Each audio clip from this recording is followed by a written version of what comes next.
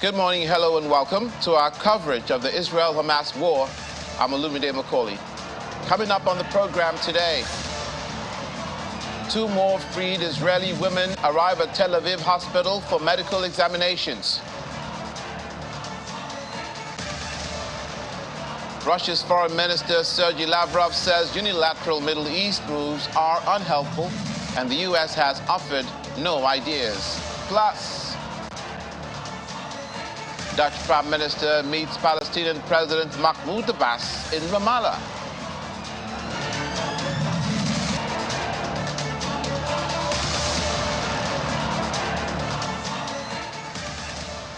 All that and more in the course of today's program, but let's begin with the liberation of 2 more hostages by Hamas on Monday, both Israeli women. The group says they were let go on health grounds. The 2 were kidnapped from the kibbutz near Oz, near the Gaza border, along with their husbands, who are still in captivity. Hamas freed them after releasing an American woman and her daughter on Friday. All 4 were seized in the October the 7th cross-border assault in which, according to Israeli figures, Hamas killed 1,400 people on the Israeli side. The Israeli Prime Minister's office issued a statement confirming that the women, whom it named as Nurit Cooper, 79 years of age, and Yocheved Lifshitz, 85 years of age, were handed over to the Israeli military. An Israeli military helicopter landed on the rooftop of the Ichilov hospital in Tel Aviv in the early hours of Tuesday. Carrying them, soldiers brought the women into the medical facility on stretchers. Now in the United States, Republican presidential candidate and former U.S. President Donald Trump on Monday said at a campaign event in New Hampshire that if he is re-elected president, he will stop World War III. And he criticized President Joe Biden's handling of the Middle East conflict. President Trump made the comments after he filed paperwork in person for the New Hampshire presidential primary. In public, the United States has stressed Israel's right to defend itself, but 2 sources familiar with the matter indicate the White House, the Pentagon, and the State Department have stepped up private appeals for caution in conversations with the Israelis. A U.S. priority is to gain the time for negotiation to free other hostages, according to sources who spoke before the hostage releases were announced on Monday.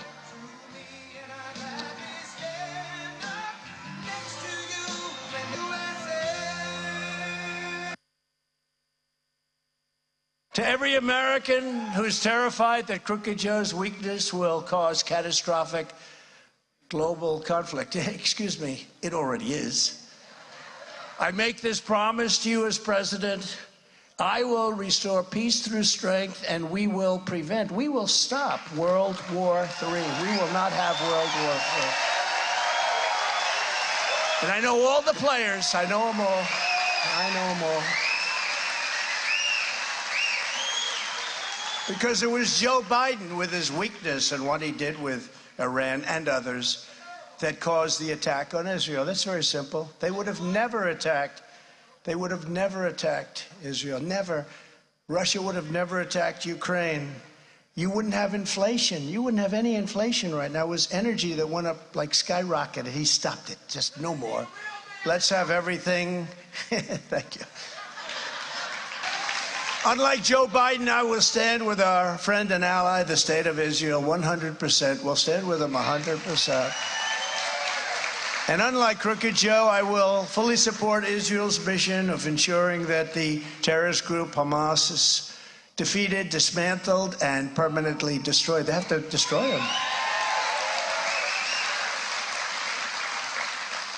And they have to be careful in their type of attack. Going in is a lot of risks to that, with the mines that are put all over the place in the tunnels, probably. You know, bad things can happen. There's other ways of doing it also, but they know what they're doing, and they have to do it right. But they have to be tough, and they have to win. They have no choice. They have to win. Former President of the United States, Donald J. Trump, Russian Foreign Minister Sergei Lavrov is weighing in on the Israel-Hamas situation with his ideas, saying unilateral moves to resolve the conflict in the Middle East can only worsen the situation and the United States has not offered any new ideas on tackling the crisis. He added that the more we have such initiatives from any one state, the greater in general will be the risks, the danger of the conflict growing. Mr. Lavrov, who was speaking after a regional meeting in Tehran, the Iranian capital, said arranging a ceasefire shall be an immediate step, as well as resolving humanitarian issues and finding a mechanism to work for peace based on the two-state principle. Mr. Lavrov says the United States had halted the work of the Middle East Quartet, and for now, the other body exists that will be acceptable for all. Now, while the Israel-Hamas war has been heating up, Sweden has been making progress in its NATO bid. On Monday, the United States welcomed the Turkish President Tayyip Erdogan's move to submit a bill approving for Sweden's NATO membership bid to Parliament for ratification. State Department spokesperson Matthew Miller, who spoke about it, says the U.S. hopes the bill is passed as soon as possible.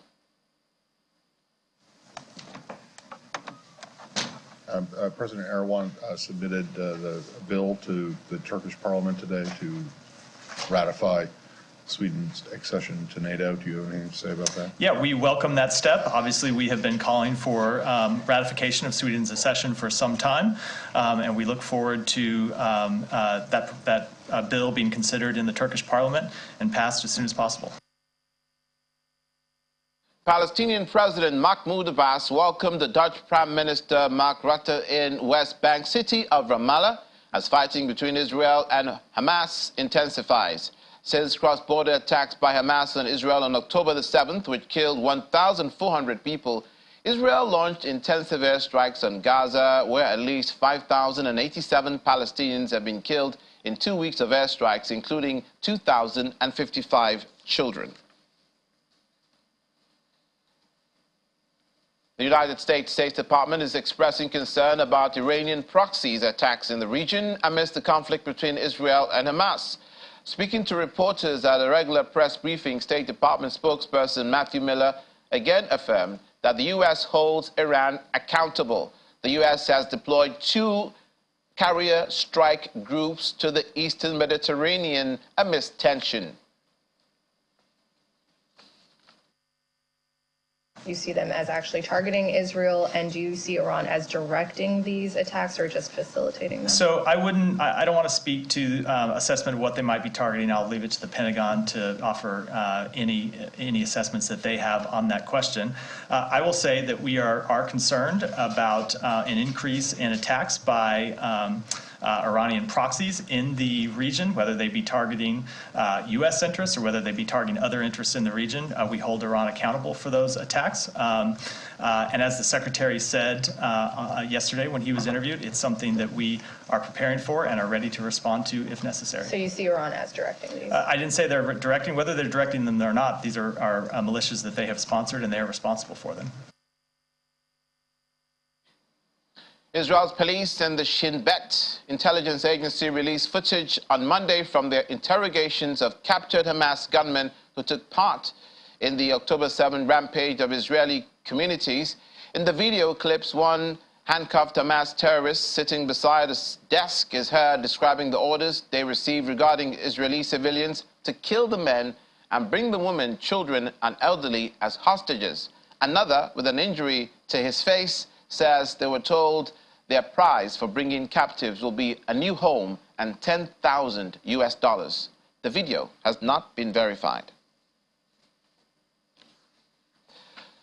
The Biden administration in the United States wants to ensure safe passage for people out of Gaza, especially for U.S. citizens. That's according to the White House National Security spokesman John Kirby, who also revealed that U.S. and Israeli officials have had frank discussions about Israel's pending Gaza ground invasion, but says the timing and other details were ultimately up to the Israeli officials.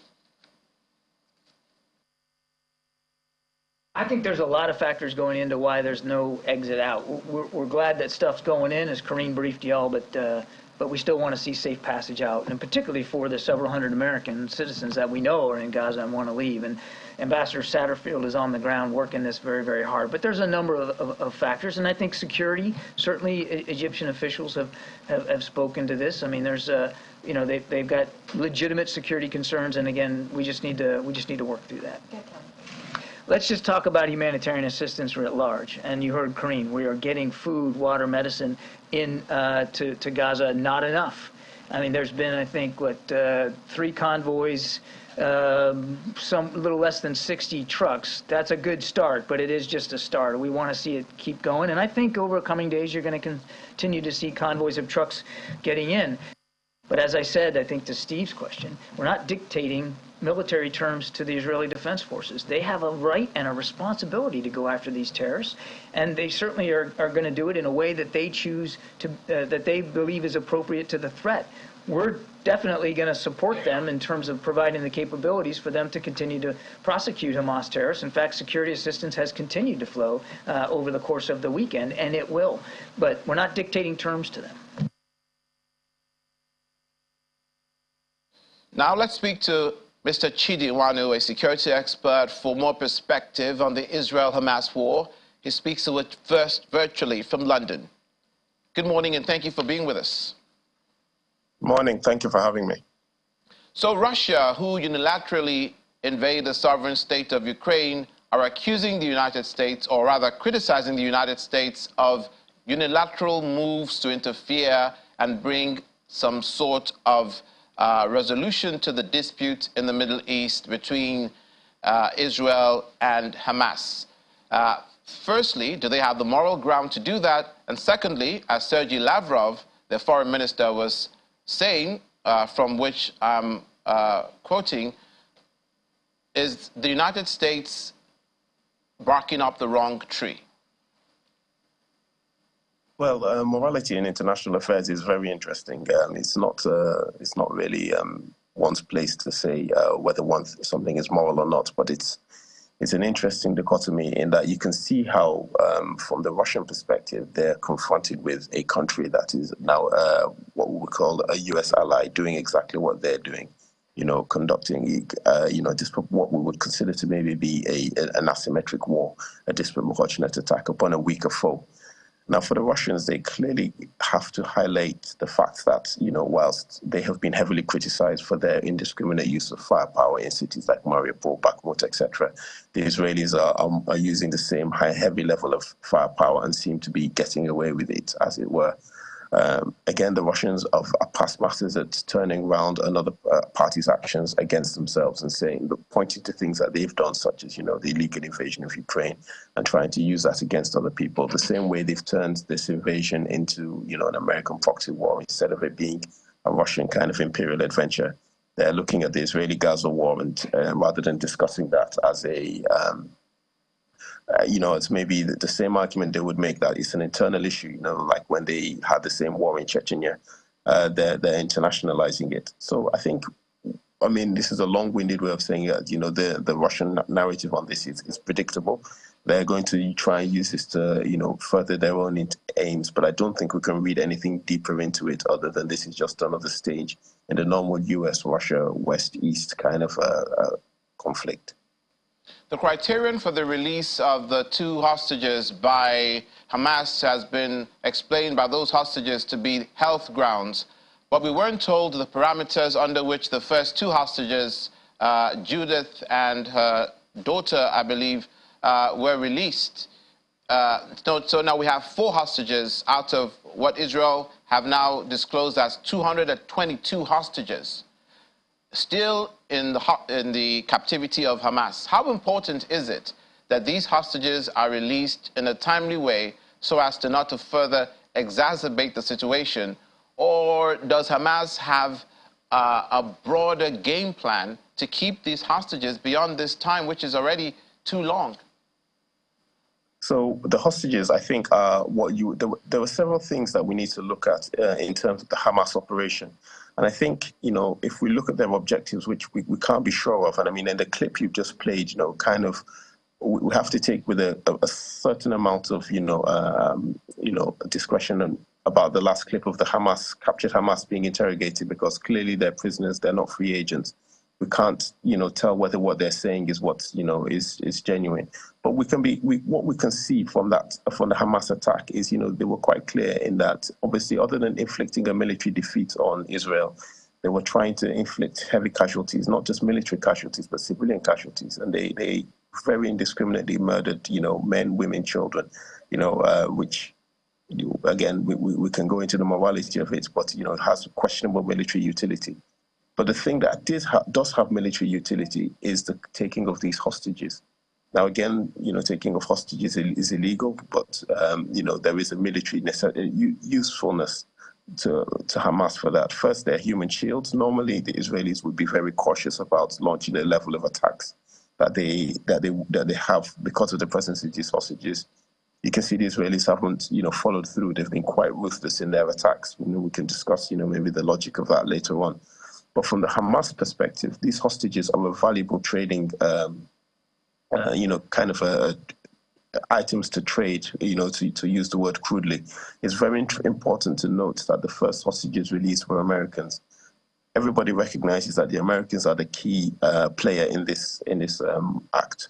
They're the only party that could maybe hold Israel back or prevent Israel from, going further. They're the only party that can, talk to all sides. And even if they're not considered a neutral party, they're the most powerful actor on the planet.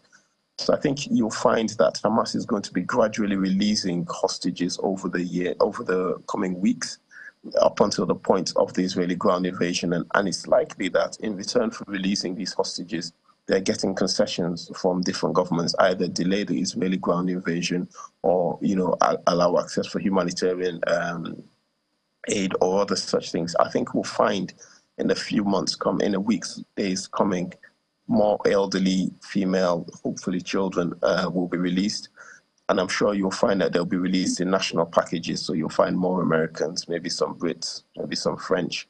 And as time goes by, what you'll find left with Hamas will be males, fighting age males, and Israeli military. And over time, you'll find the others, the female, the elderly, and the children being released as humanitarian gestures. But what I can say with a certain amount of, maybe not certainty, is that in the background, there are concessions or being made to Hamas in order to get these hostages released, or else these are being released as confidence-building measures in which other things will then be offered to Hamas, in order to incentivize them to release the rest of the hostages. Not to make a distinction between the hostages' ages as to how valuable they are to Hamas, but why did they kidnap so many children? Abigail, the 3-year-old girl that one of the U.S. officials was presenting her story to the world to yesterday, her parents were killed, and they still took the 3-year-old girl. And there's a 9-month-old baby called Kafir who was kidnapped alongside his 3-year-old brother with the mother. Why did they decide to take the children, do you think? I can't answer that question, unfortunately. Yeah. I don't know what their thinking is, and I don't know what their logic is. And as I said, at the beginning, it's difficult to put morality into international affairs, into these things, because morality is very subjective. But, I think as human beings, there's certain things that don't make much sense. And from a purely military or point of view, there is no logic to taking a baby hostage other than pure cruelty. Because even from a military point of view, you're taking a baby hostage. The probability of you being able to keep that baby alive is quite low. Its needs are different. And at the end of the day, if that baby dies in your hands, all you have is a dead hostage, and you've completely destroyed your credibility. So, as I alluded to, at the beginning of, my previous answer, the initial Hamas attack was, from a military point of view, a brilliant, surprise attack. It was executed well and, went through perfectly. But they completely destroyed whatever credibility they built from that highly competent attack by murdering so many innocent civilians, murdering women, children, elderly, non-combatants, and then taking these non-combatants, women, elderly, children, hostage. That completely destroyed their credibility. And this is why, as I said, I think you will see them releasing these elderly female children, hopefully non-combatants, as the time goes by, to kind of regain some of their credibility. but also keep the more important, the more valuable hostages for them, which are the Israeli military hostages, who, by virtue of their profession, are horrible to say, but they are kind of expendable. But the Israelis, due to their culture and their tradition, will do everything in their power to try and get them back. But as I said, there is also a change to our calculus, as we've seen, because previously the Israelis would be very cautious about, the level of attacks they're undertaking to try and preserve the life of these hostages. In the old days, it was maybe 1 or 2 people that Hamas or any other party would have. But in this case, you've got over 200, and the Israelis are bombing virtually indiscriminately. And that is a message to Hamas to say, it doesn't matter what you've done, it doesn't matter what you think you're going to do, we're going to fight you to the end. So everybody's setting out their stores. The Middle East is very much about the action, propaganda of the deed, actions, using actions to show your intent. Hamas has shown their intent by their murdering of Israeli civilians. Israel is showing their intent by the indiscriminate bombing, even though they have many of their citizens as hostages. To delve a little deeper, how ironic it must be that the very terrorists that kidnap you are the ones that have to feed you and keep you alive. Obviously, because there are so many minors involved, possibly there are some female Hamas operatives where those hostages are being kept, because who's going to feed a 3-month-old baby but somebody who has some sort of experience in doing so? And we can imagine the sort of trauma that the children, Israel says there are over 30 children that are currently being held hostage, that there must be, so there's their feeding, their hygiene, there's for those who have fallen, taken ill, and also the Israeli soldiers and the other nationalities who've taken ill. So Hamas really has to keep taking care of these hostages so as not to have them to be expendable. Yeah, and this is the point, that I was trying to make, it that there's just the military. There is a military logic to taking hostages. I mean, if they're taking, all the fighting age males, and even maybe to be brutal, maybe some of the women hostage, younger women hostage. There's a logic to it, because these are young, healthy people who will be able to survive their experience, and also, are of some value in terms of they'll be able to move, feed themselves, take care of themselves, whilst in captivity.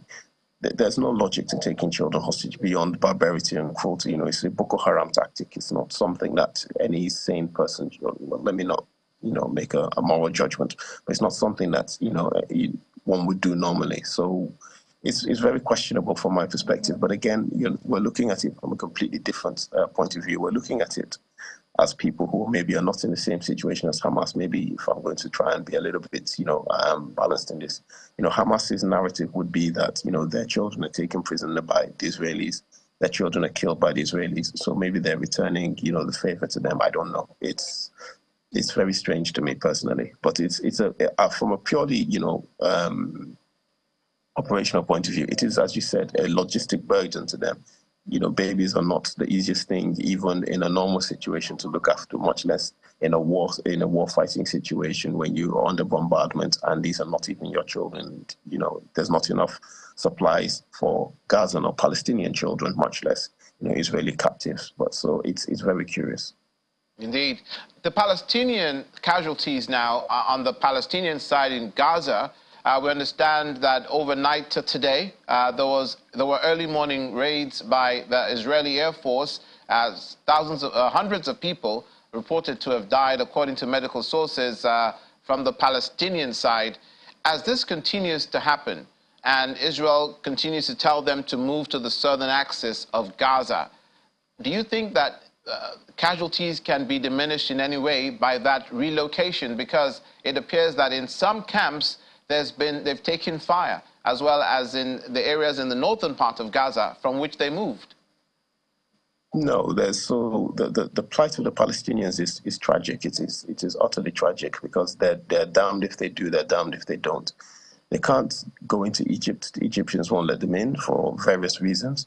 The Israelis clearly won't let them in. Hamas, will keep on fighting and firing from within amongst them, and the Israelis will keep on attacking either Hamas or what they say is Hamas. But from the perspective of of the Palestinians, it's not really, they don't really have any say in whether Hamas fires a rocket from near their house or whether Hamas has an office in their building. If the Israelis bomb that building, then all they're homeless, their children are killed, their people are killed. So in terms of them being moved from north to south, as long as the Israelis do not attack to the south that much, yes, it should theoretically reduce casualties. But then you're creating another problem in that you're crowding more and more people into a confined area with limited resources, with lack of shelter, lack of sanitation, which is key, a lack of water, a lack of food. And with the limited amount of humanitarian aid coming in, it is very unlikely that they're going to have enough to keep even the people who are already there sustained, much less people who are now being displaced. Multiple people staying in one, you'll have like 20 people staying in one apartment. That's a vector for spreading disease. There's the lack of water, the lack of food. People are weakened, people are stressed. So you'll go from one disaster of being potentially killed by bombs or shells to go another disaster of being, killed by disease or starvation. So I don't think that, it's necessarily a positive situation for them. They're just going from one set of problems to another. Is a timely intervention by the international community key to helping the people of Gaza, therefore? Yes. Yeah, clearly there has to be some sort of an intervention. There are so many factors wrapped up in this, in that one, we need a much longer program to kind of talk through, all the different factors involved. But I think the key thing is that, the Israelis are, as much as, they are on the ascendant, they have a significant problem. And the key problem they have is they have a very, very unpopular government who is not only blamed for the political problems before this, but also for the military disaster that took place on October the 7th. And that government has put itself in a bind. It's spoken up, and he's conducting, as we've spoken about, a maximalist response. It's attacking, Gaza fairly indiscriminately. It's attacking, Hezbollah in the north. There is kind of a logic to that. It's kind of trying to fend off Iran. But the biggest problem it has is that if it goes into Gaza in a ground operation, a lot more civilians will be killed, but also a lot more Israeli soldiers will be killed. And there is the potential that, hostages might be executed, and even those who aren't executed will be killed in a crossfire. And then at the end of this, even after they've done all of this and the operation is successful, then they've got another problem. What happens to Gaza? What happens to Hamas? If Hamas, even if they're militarily defeated, might not be politically defeated. But then what comes after them? Because the big problem we have in the world is whatever comes out of these movements is always worse than what came out of it. So I'll give you some examples. In Somalia, you had the Islamic courts who took out the warlords, took control of Mogadishu, imposed, a fairly, a fairly, moderate compared to what followed version of Sharia. But they were kicked out by the Ethiopians and the Americans. And what came after that? Al-Shabaab. In Nigeria, we have Boko Haram, who were terrible. But when we got rid of, or when at least they started being weakened, what did we get? We got ISWAP. Yeah. We had Al-Qaeda. Al-Qaeda, from in Iraq and everywhere. What did they generate? Islamic State.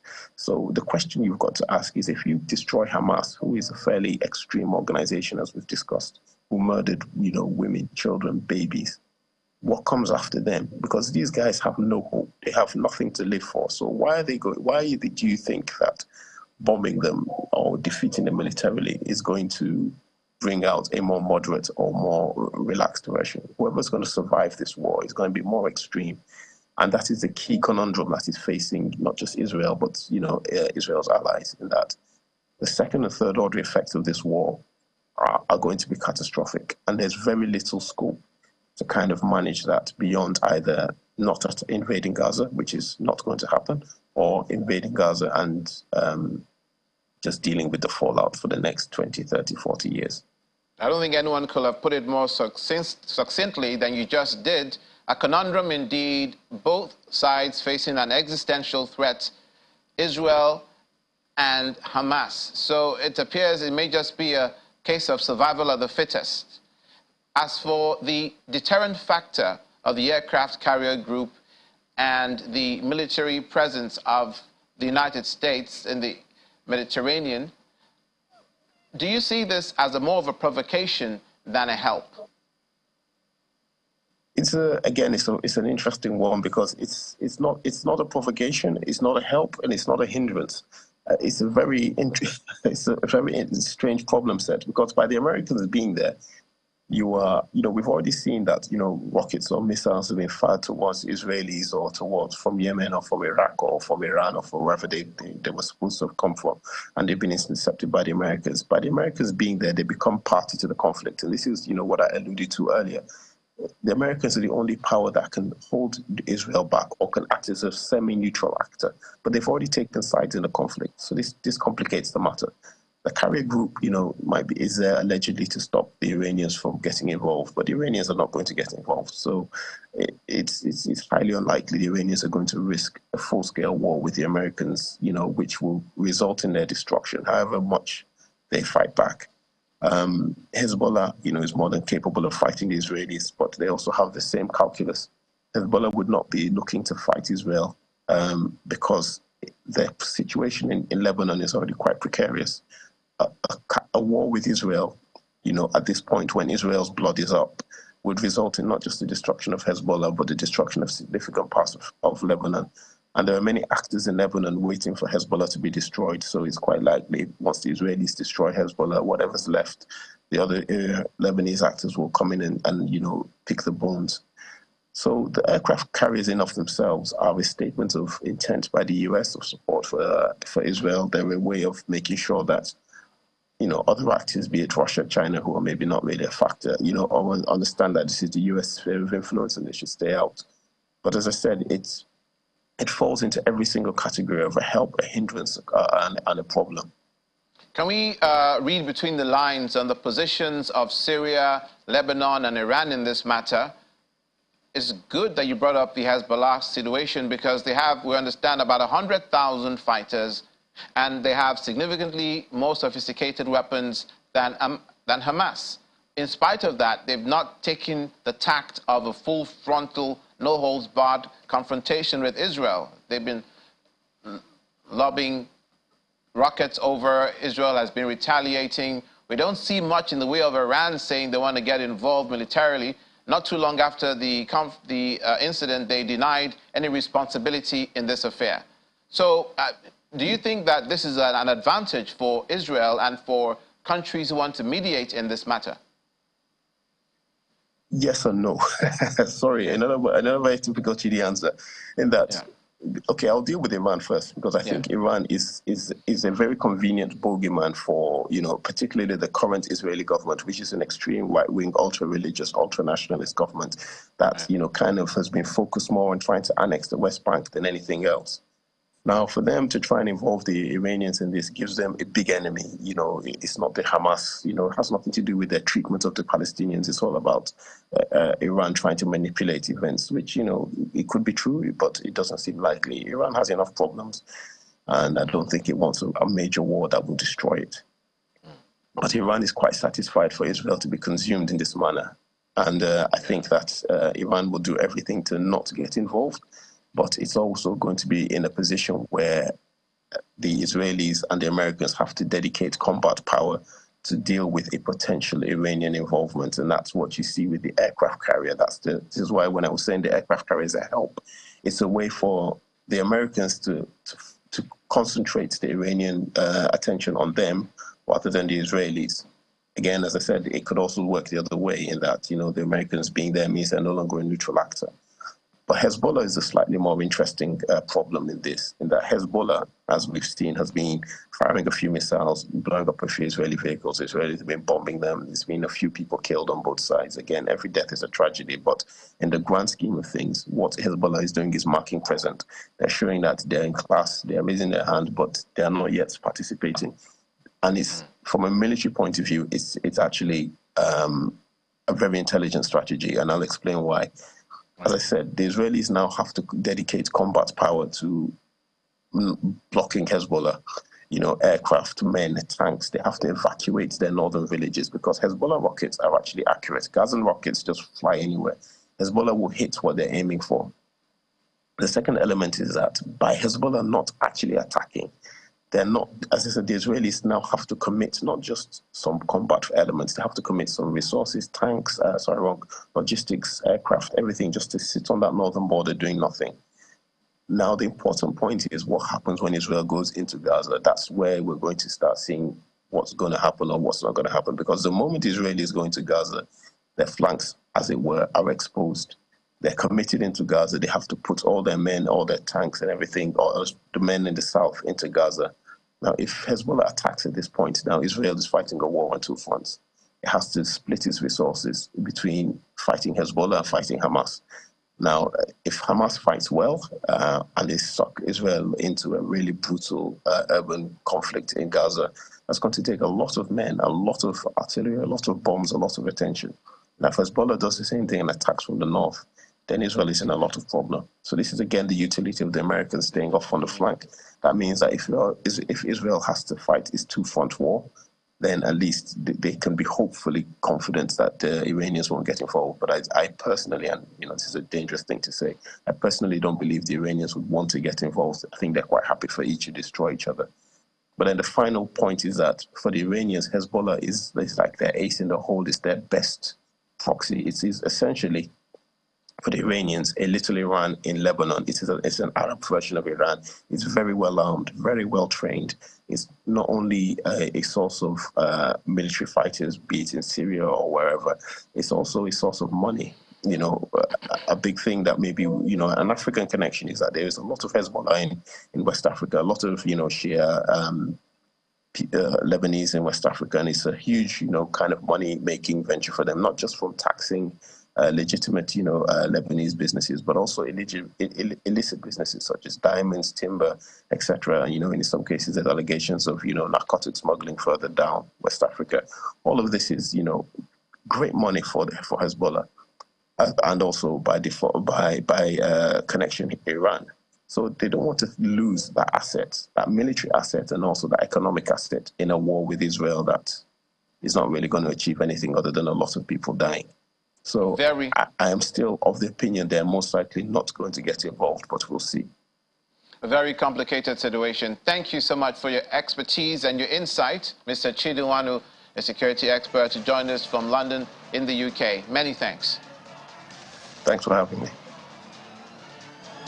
Still ahead, U.S. President Joe Biden on phone call with Pope Francis discusses Israel and Gaza. Please stay with us.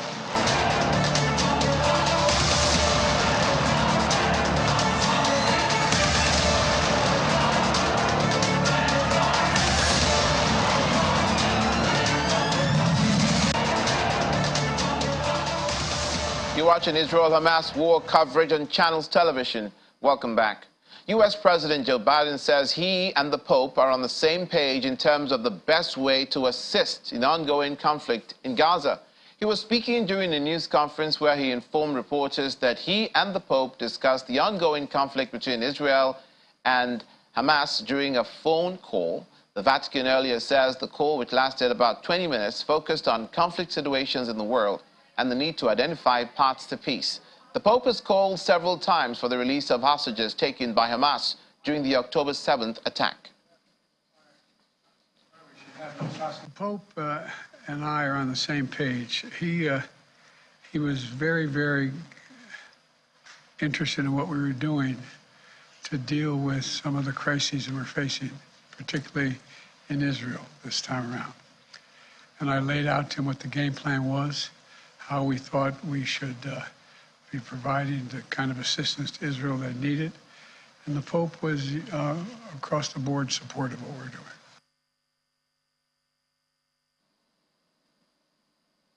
President of the United States, Joe Biden.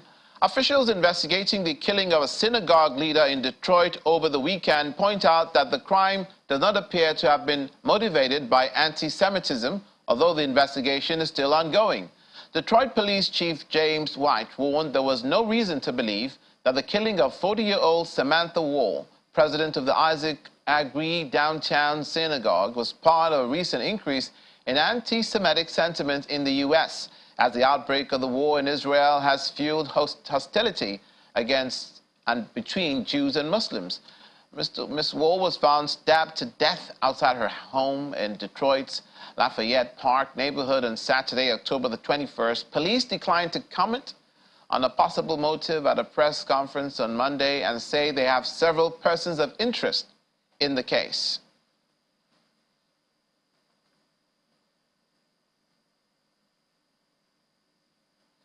Now, we are joined by former ambassador to Switzerland, Dr. Humphrey Ojako, who joins us virtually from Abuja, north-central Nigeria. Thank you, sir, for being with us, and good morning. Thank you, Olumide. Good morning. Good to see you again today. Likewise. Now, this anti-Semitic movement, protests, which it can be adjudged to be such in the United States and in certain areas around the world, has been precipitated by the conflict in Gaza.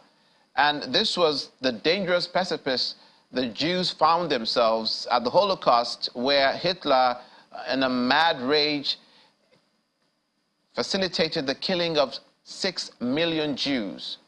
How can the hatred that seems to be foisted on the world by this conflict be managed by the governments of these countries where we have these demonstrations on both sides, either pro-Palestinian or pro-Israeli, be handled? Thank you for raising the question. You know, we often draw conclusions about developments from conflicts of this nature, forgetting that the human emotion sometimes is driven by events of the moment. So I do not buy into the theory of new Holocaust-sized anti-Semitism rising across the world. We have to be very balanced in looking at this Palestine-Israeli problem, in the sense that for years, spanning up to 70, 75 years, the Palestinians have been under Jewish-Israeli control. That control has often been compared to apartheid that reigned in South Africa. The treatment of the Palestinians in a country we believe they have a right to call their own, just like the state of Israel in the land they call the land of Israel, is also a reality that has to be dealt with. So, people from across the world, we are human beings looking at the virtual slaughter of people, young, old, indiscriminate, in Gaza. When you take a look at those young infants, children with the labels on their legs, said to have been killed by air raid and all of that, it does arouse sentiments that cannot be friendly to whoever is the perpetrator. So if we call that anti-Semitism, I don't buy into it. So what should be done? I think the world knows what should be done. And the world has, by the world, I mean the United Nations and the major countries that direct its affairs. That's the two-state solution. That political process has to be immediately resurrected. It has been comatose for years. And everybody seemed to have gone to sleep that, oh, this Hamas has come down, Islamic Jihad is not bombing anybody indiscriminately, killing people and all that, and so on. But that cannot be the case, because for as long as the people have cause to feel that they are living under bondage, certainly they are going to protest. It is like this new Israeli determination to wipe out Hamas, it says. Assuming it is possible for the state of Israel to wipe Hamas out, assuming that is possible, would that be the end of the Israeli-Palestinian conflict? remember, this used to be Israeli-Arab conflict. These days, it's being compartmentalized to Israeli-Palestinian conflict. And that is something that frightens the Palestinians even more. Are they losing the support of their Arab brothers?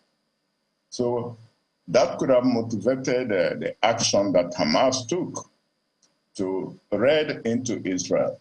What is totally condemnable is not necessarily the act of saying we have a right to protest or use arms to protest. What is the brutality, the indiscriminate killing of children, women, raping. No, you can't use that. So when we say the Holocaust, and the Jews have a right to use that as a reference point for why they are so resistant and antagonistic to anybody who opposes their existence.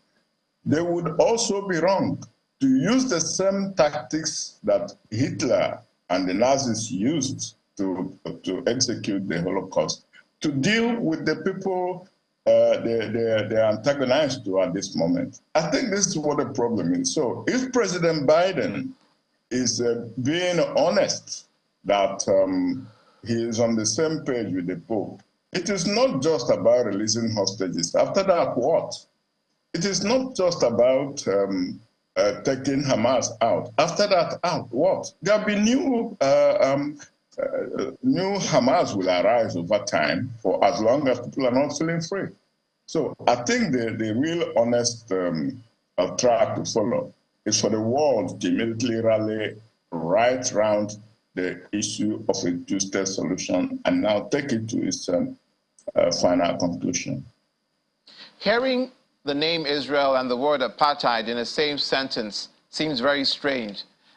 Surely, anyone who had even primary knowledge of what happened in apartheid South Africa can compare the Israeli handling of the Hamas situation as the same thing if you look at the antecedents of Hamas and why Israel was deliberately targeting Hamas operatives who are violently attacking their people in a violent way with all sorts of terrorist activity, that it couldn't be said to be the same thing. How can we better understand the relations between Israel and Hamas prior to the October 7 conflict and not take it to mean that Israel was targeting Hamas in a way that could be termed to be apartheid, because that could be nothing farther from the truth if you look at the facts on the ground. Yes, the facts on the ground is that the Israelis may have concentrated their activities and attention on the West Bank and not on the Gaza Strip. And with some kind of cooperation or collaboration or assistance to Hamas, they must have felt that a bit complacent that maybe Hamas is not totally interested anymore in the total liberation of Palestine. Let me be frank. I think part of the problem is neither the right, ultra-right government in Israel under Prime Minister Netanyahu, Benjamin, is not interested in a two-state solution. I also think that Hamas is not interested in a two-state solution. Probably that is what the international community owes both parties and owes to the cause of peace and security in the world, to make both sides understand and accept that a two-state solution is the only way. And these are the details, these are the parameters of the vision and all of that. As for apartheid, if you are building settlements in a land space that would ultimately become Palestinian territory, wasn't that like the homelands in South Africa? If what we hear, this is not something I can personally verify, how Palestinians' freedoms were restricted even in their own domain, you could understand easily people who say this is akin to apartheid in South Africa. Ambassador, may I jump in here, Ambassador? May I jump in here? Ambassador, so, but the ANC and the parties in South Africa at the time weren't attacking the whites with suicide bombs and killing people indiscriminately, which was what was happening, that the experience that the Jews and the Israelis have had over years now with Hamas. In fact, any agitation that adopts terrorist measures, terrorist style to execute itself, no matter what the objective is simply flawed. It's condemnable and it's condemned. In fact, that's why I said earlier that Hamas' intrusion into Israel, if it was to embarrass Israel, to send a message that, listen, this thing is not over, then they had no right whatsoever to commit the kind of atrocities they were committing once they gained entry into the place. The pictures, the photos we are seeing are too gory for civilized human beings to be carrying out such actions in the name of pursuing freedom. Freedom is important, but it should also be pursued with methods that we all can identify with and sympathize. You know, so that's the Hamas style of kidnapping innocent people, civilians, raping children, plundering, killing, mask. No, that is not a style that should be followed.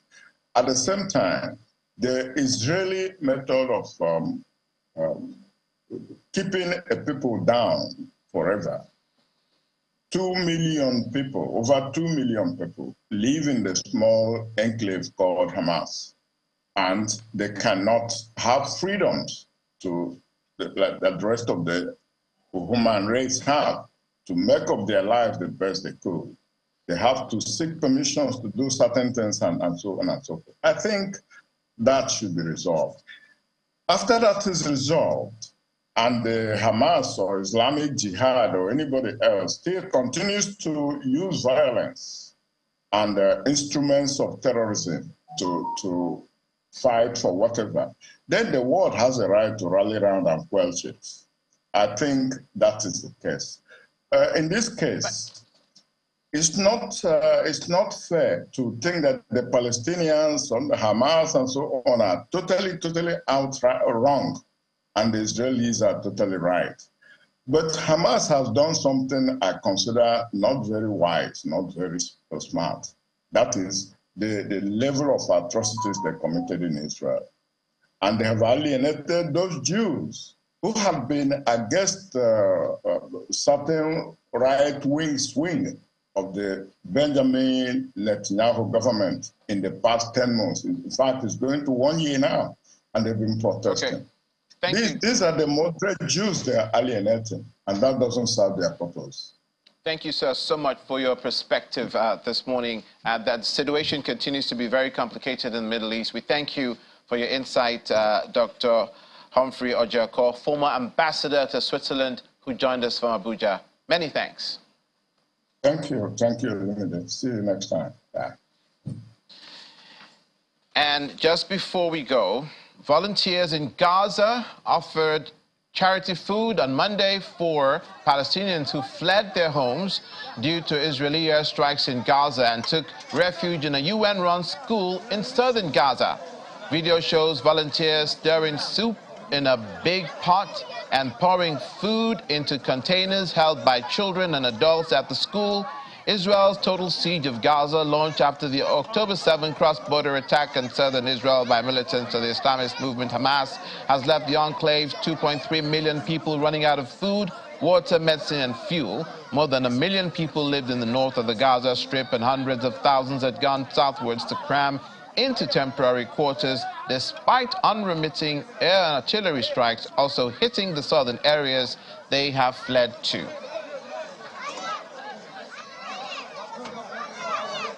And that's Israel-Hamas war this morning. Thank you for watching. I'm Illuminated Macaulay. Please stay with Channels Television for all of the news, all of the time.